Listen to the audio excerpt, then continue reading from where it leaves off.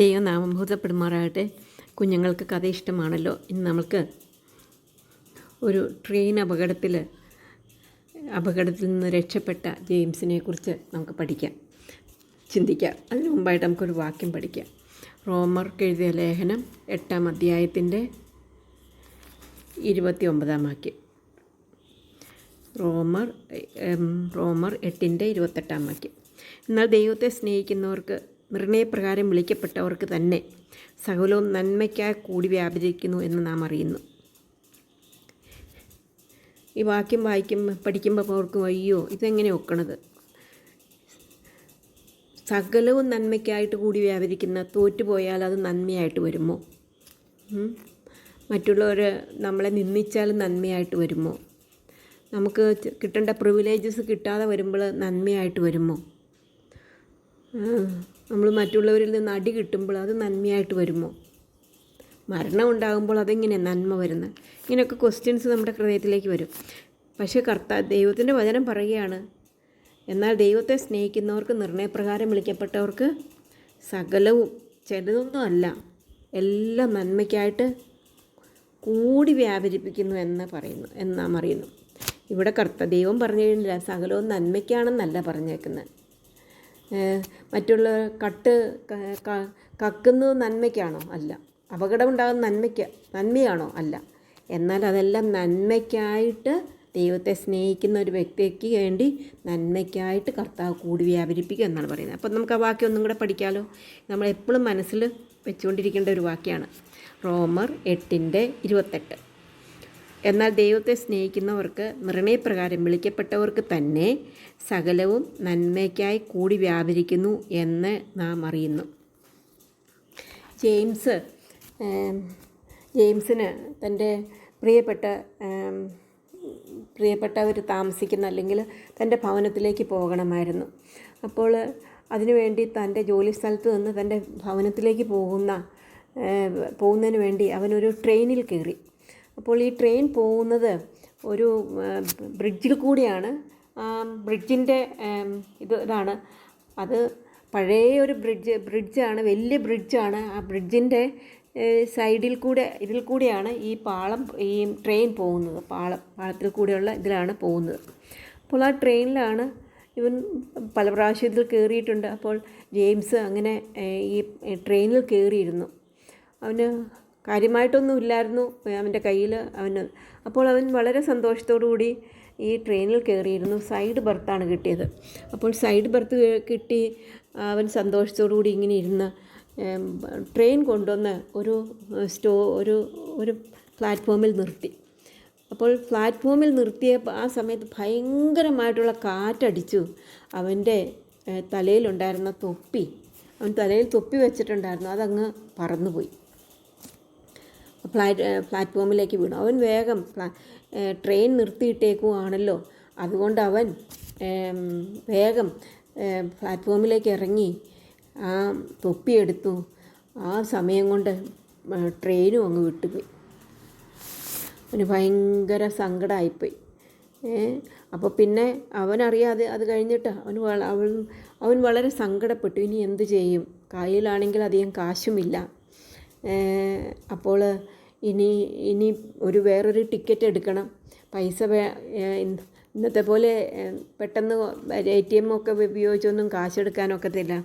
അപ്പോൾ അത്യാവശ്യം അവന് തിരിച്ചു പോകാം, അവൻ്റെ വീട്ടിലെത്താം എന്നുള്ള അവന് ഉണ്ട്. എന്നാലും അതവൻ വേറെ കാര്യങ്ങൾക്ക് വേണ്ടി വെച്ചിരുന്ന കാശാണല്ലോ എന്ന് അവൻ മനസ്സിൽ വിചാരിച്ചു. വളരെ ദുഃഖത്തോടു കൂടി അവൻ ഇങ്ങനെ പ്രയാസപ്പെട്ട് അവൻ വിചാരിച്ചു, കർത്താവേ, എന്തുകൊണ്ടാണ് എൻ്റെ ഈ സമയത്ത് അത് പറന്നു പോകാനിടയായിട്ട് തീർന്നു.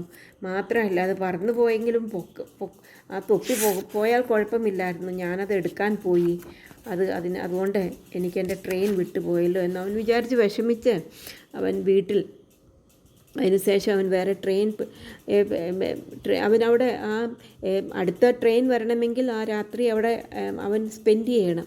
അപ്പോൾ അവൻ ആ റെയിൽവേ സ്റ്റേഷനിൽ അവനങ്ങനെ വിഷമിച്ച് പ്രയാസപ്പെട്ട് അവൻ ഇരിക്കുന്ന ഇതാണ്. അവൻ അവിടെ രാത്രി കിടന്നുറങ്ങി. സന്ധ്യയായ സമയത്താണ് ഇത് സംഭവിച്ചത്. അവൻ രാത്രി കിടന്നുറങ്ങി. രാവിലെ എഴുന്നേറ്റപ്പോൾ പത്രം വായിച്ചപ്പോൾ അവന് മനസ്സിലായി, അവൻ പോയിരുന്ന ട്രെയിന് അതിൻ്റെ സ്ഥാനത്ത് എത്തിയില്ല. ആ ബ്രിഡ്ജ് ഇതിൻ്റെ കാല് തുരുമ്പിച്ചത് മുഖാന്തരമായിട്ട് ആ ബ്രിഡ്ജ് ട്രെയിൻ വെള്ളത്തിൽ വീഴുവാനായിട്ടും അങ്ങനെ അപകടം ഉണ്ടാകുവാനായിട്ടും അനേകരെ മരിക്കുവാനായിട്ട് ഇടയായിട്ട് തീർന്നു. അപ്പോൾ അവന് മനസ്സിലായി, ഞാൻ ആ ട്രെയിനിൽ ആ ബോഗിയാണ് നഷ്ടപ്പെട്ടു പോയത്, വെള്ളത്തിൽ വീണതും എടുത്തതുമൊക്കെ. അപ്പോൾ അവൻ പറഞ്ഞു, ദൈവം എല്ലാവരെയും രക്ഷിക്കണമെന്ന ആഗ്രഹം അവൻ്റെ ഹൃദയത്തിൽ വന്നു. എന്നാൽ ദൈവം എന്നെ രക്ഷിച്ചു. അപ്പോൾ എനിക്ക് നഷ്ടപ്പെട്ടത്, ഞാൻ ഇത്രയും വിഷമിച്ചത്, ഞാൻ മനസ്സിൽ ദൈവത്തോട് പിറുപിറുത്തത് എല്ലാം തെറ്റായിപ്പോയല്ലോ. ദൈവം എനിക്ക് വേണ്ടി നന്മയ്ക്ക് വേണ്ടിയായിരുന്നല്ലോ ഇത് ചെയ്തത് എന്ന് അവൻ മനസ്സിൽ വിചാരിക്കുവാനും അവൻ ദൈവത്തെ സ്തുതിക്കുവാനായിട്ട് ഇടയായിട്ട് തീർന്നു. പ്രിയ കുഞ്ഞുങ്ങളെ, നമ്മുടെ ജീവിതത്തിൽ ചില തോൽവികളൊക്കെ ഉണ്ടാകും. ചിലപ്പോൾ നാം അർഹിക്കാത്ത കാര്യങ്ങൾ നമുക്ക് നടന്നു എന്ന് വന്നേക്കാം. ചില പരീക്ഷണങ്ങളിൽ അല്ലെങ്കിൽ ഇതിൽ നമ്മൾ തോറ്റുപോയി എന്ന് വന്നേക്കാം. മറ്റുള്ളവർ നമ്മളെ കളിയാക്കി എന്ന് വന്നേക്കാം, നമ്മളെ മനസ്സിലാക്കിയില്ല എന്ന് വന്നേക്കാം, അങ്ങനെ നമ്മൾ കരഞ്ഞു എന്ന് വന്നേക്കാം. എന്നാൽ ഈ സന്ദർഭങ്ങളിലെല്ലാം നാം ഒരു കാര്യം ഓർക്കണം, ഈ വാക്യം ഓർക്കണം. ദൈവത്തെ സ്നേഹിക്കുന്നവർക്ക് അപ്പോൾ നാം എന്ത് ചെയ്യണം? ആദ്യമായിട്ട് ദൈവത്തെ സ്നേഹിക്കണം.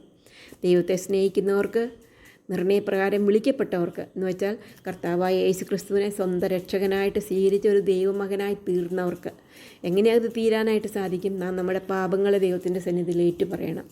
കർത്താവ് ഈ ലോകത്തിലേക്ക് വന്നത് നമ്മുടെ പാപങ്ങളിൽ നിന്ന് നമ്മളെ രക്ഷിക്കുവാനാണ് എന്ന് നാം വിശ്വസിക്കണം. കർത്താവ് ഈ ലോകത്തിലേക്ക് വന്നത് ലോകത്തിൻ്റെ പാപത്തെ ചുമക്കുന്ന ദൈവത്തിൻ്റെ കുഞ്ഞാടായിട്ടാണ്. അപ്പോൾ കർത്താവ് ഈ ലോകത്തിലേക്ക് വന്ന് നമ്മുടെ പാപങ്ങൾക്ക് പകരക്കാരനാണെന്ന് നാം വിശ്വസിക്കണം. എന്നിട്ട് നമ്മുടെ പാപങ്ങളെ കർത്താവിലേക്ക് ഇട്ടുകൊടുത്തിട്ട് നമ്മൾ കർത്താവിനെ ഏകദൈവവും ഏകരക്ഷകനുമായിട്ട് സ്വീകരിച്ച് നമ്മൾ വിശ്വാസത്തോടു കൂടെ, ദൈവത്തിൻ്റെ കൃപയാണ് രക്ഷിക്കപ്പെടുക എന്ന് പറഞ്ഞാൽ, കൃപയാലല്ലോ നിങ്ങൾ വിശ്വാസം മൂലം രക്ഷിക്കപ്പെട്ടിരിക്കുന്നു, അതിനും നിങ്ങൾ കാരണമല്ല, ദൈവത്തിൻ്റെ ദാനമത്രയാകുന്നു. അപ്പോൾ വിശ്വാസത്തോടുകൂടി നമ്മുടെ പാപങ്ങളെ ഏറ്റുപറഞ്ഞ് മാനസാന്തരപ്പെട്ട് വിശ്വാസത്തോടുകൂടി നമ്മൾ കർത്താവായ യേശു ക്രിസ്തുവിനെ നമ്മുടെ പാപങ്ങൾക്ക് പരിഹാരകനായിട്ട് വിശ്വസിച്ചുകൊണ്ട് നമ്മുടെ ഹൃദയത്തിൽ കർത്താവിനെ സ്വീകരിച്ച് കഴിയുമ്പോൾ നമ്മൾ അങ്ങനെ ദൈവത്തെ സ്വീകരിച്ച സഹോദരരെ സംബന്ധിച്ചിടത്തോളം അവരുടെ ജീവിതത്തിൽ നടക്കുന്നതെല്ലാം അത് നന്മയ്ക്കായിട്ട് കൂടി വ്യാപരിപ്പിക്കും. അതെല്ലാം നന്മയല്ല, അതിൽ തന്നെ നന്മയില്ല, എന്നാൽ അതെല്ലാം കൂടി വ്യാപരിക്കും എന്നറിഞ്ഞുകൊണ്ട് ഈ ലോകത്തിൽ സന്തോഷത്തോടും സമാധാനത്തോടും കുഞ്ഞുങ്ങളെ നിങ്ങളുടെ ജീവിതത്തിൽ നിങ്ങൾ ജീവിക്കുവാനായിട്ട് കർത്താവ് നമ്മളെ സഹായിക്കട്ടെ. അവൻ്റെ വലിയ നാമഹത്വപ്പെടുമാറാകട്ടെ. നമുക്ക് ആ വാക്യം ഒന്നും കൂടെ പഠിക്കാം.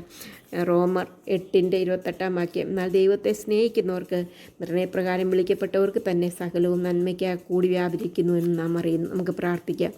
സ്നേഹവാനായ ദൈവമേ, ഞങ്ങൾക്കെന്ന വാക്യത്തിനായിട്ട് സ്തോത്രം, ഞങ്ങൾക്കെന്ന കഥയ്ക്കായിട്ട് സ്തോത്രം. ഞങ്ങൾ ഈ ലോകത്തിൽ ജീവിക്കുമ്പോൾ ഞങ്ങളുടെ ജീവിതത്തിൽ ദുഃഖവും കഷ്ടതയും കണ്ണുനീരും തോൽവിയും എല്ലാം ഉണ്ടാകുന്നുണ്ട്. എന്തുകൊണ്ടെന്ന് നിങ്ങൾ അറിയുന്നില്ല. എന്നാൽ ഇന്നത്തെ ഞങ്ങൾക്കെന്ന വാക്യത്തിനായിട്ട് സ്തോത്രം. ഞങ്ങളെ സ്നേഹിക്കുന്ന കർത്താവ്, ഞങ്ങളെ രക്ഷിച്ച കർത്താവ് ഞങ്ങളുടെ ജീവിതത്തിൽ വരുന്നതെല്ലാം നന്മയ്ക്കാണെന്ന് മനസ്സിലാക്കിക്കൊണ്ട് ജീവിപ്പാൻ ഞങ്ങളെ സഹായിക്കണം. നല്ല കുട്ടികളായിട്ട് ജീവിപ്പാൻ സഹായിക്കണം. അനുസരണമുള്ളവരായിട്ട് ജീവിപ്പാൻ ഞങ്ങളെ സഹായിക്കണം. പരീക്ഷയിൽ ഞങ്ങളെ വിടുവിക്കണം. പ്രാർത്ഥന കേട്ടുകൊണ്ട് സ്തോത്രം. എല്ലാം യേശുവിന്റെ നാമത്തിൽ താഴ്മ അപേക്ഷിക്കുന്നു. ആമീൻ. ഓക്കെ കുഞ്ഞുങ്ങളെ, bye bye. May God bless you all.